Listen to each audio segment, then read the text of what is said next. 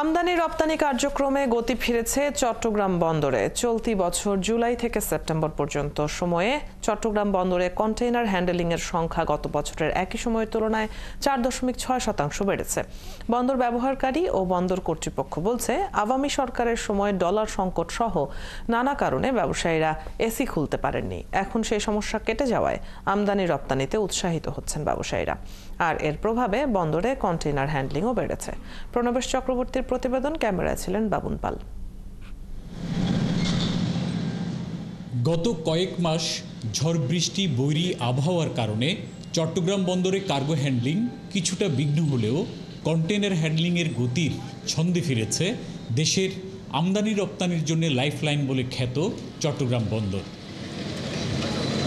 চট্টগ্রাম বন্দরের তথ্য পর্যালোচনা করে দেখা যায় 2024-25 অর্থবছরের জুলাই থেকে সেপ্টেম্বর পর্যন্ত 3 মাসে বন্দরে কন্টেইনার হ্যান্ডলিং হয়েছে 8,26,528 টিইউস কন্টেইনার, যা গত বছরের একই সময়ের তুলনায় বেশি। এছাড়া এবছরের আগস্ট মাসের তুলনায় সেপ্টেম্বরে কন্টেইনার হ্যান্ডলিং বেড়েছে প্রায় 11,000।